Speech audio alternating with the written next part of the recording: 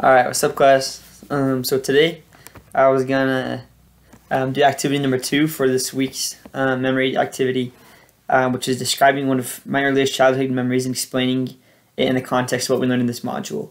And so it's funny because I just really got done watching my brother Austin's video. He's also in this class, and this memory is one of my earliest childhood memories, and it's right around the same time he told his story about Austin versus the Ice Cream Man and kind of what happened. And I remember vaguely that same day. But it's kind of it's funny how he remembers it a little bit different than I remember it, and there's just things that I don't remember at all that he does. But I'm gonna post this and see, because I know that we both remember it, but it's just funny to tell the story. But so it was the same kind of period of time. I was probably 3, maybe, and he was probably 4 or 5, and so we were hanging out. I don't remember.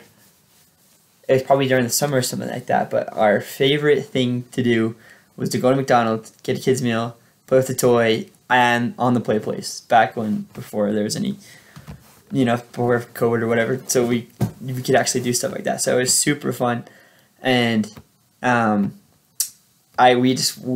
drove our mom nuts how much we wanted to go. We always wanted to go. So I remember one summer day we were just asking her if we could go, and so some context. So we had. There was this drawing or something that my mom did, and she won one of those like the little cars for like toddlers, but it was a Jeep, but it's like one of those little tiny cars with the gas pedal and the brake pedal and a steering wheel, but it goes like 2 miles an hour, and you have to charge the battery. So I don't know if any of you guys remember those. Maybe those are just ancient, but we had one of those. And so we were pretty set on going to the place. So she said no because whatever, she was busy with whatever. She was probably pregnant with my little sister at the time, so she wasn't up for it. So, but she did let us go to our friend's house down the street. So we went over to his house. He had to be a little bit older than me and my brother, probably 6 or 7. So he mostly knew what he was doing.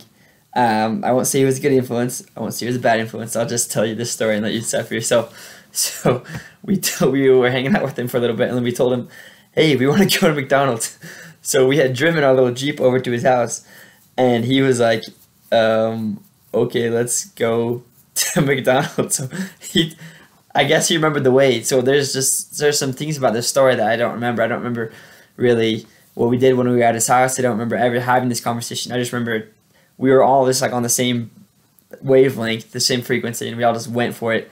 That's just how it seems like from my memory when I go to recall this this memory. So again, I don't even remember now how from my house in Sandy. I don't remember how to get to the closest McDonald's, but somehow we hopped in this little tiny Jeep. Our friend was driving, my brother was in the passenger seat, and I was hanging off the back, just standing up. And I just remember having the time of my life. We were just out there just vibing, riding down whatever we did. We were probably safe. I don't remember driving in the streets. I don't remember feeling at risk or like we were in any sense of danger at all. So I don't know. It's kind of funny.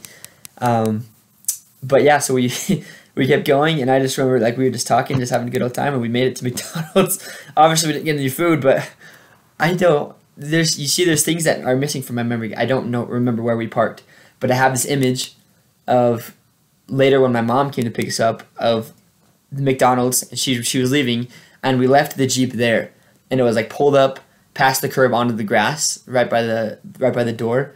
But I just have that image in my head for some reason. I just remember like, no, that's where we parked, but I don't remember how we got there.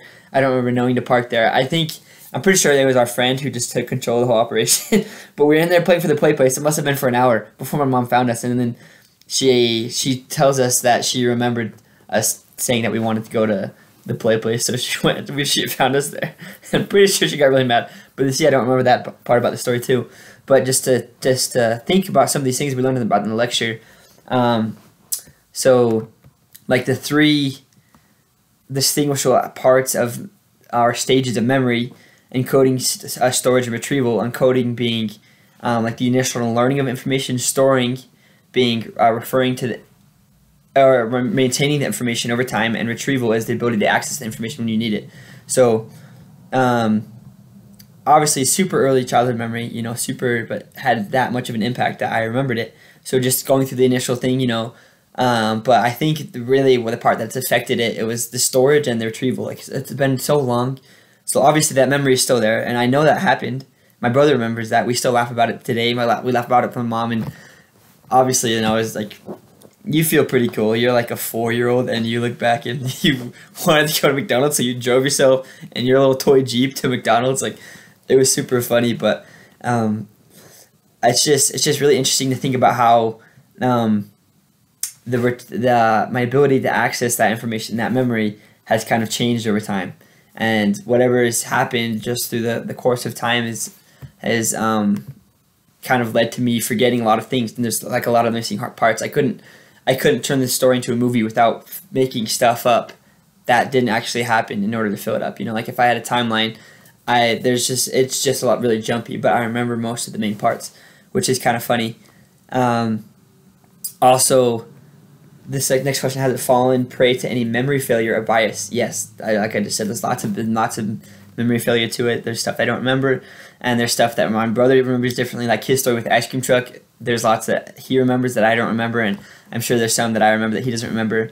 But anyways, I just thought it was super interesting exercise how like our memories are encoded, stored, and retrieved differently based on each person, even people who go through the same experience.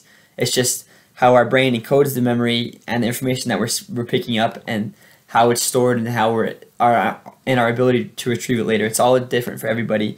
But I thought that was super interesting. But anyways, thanks for watching.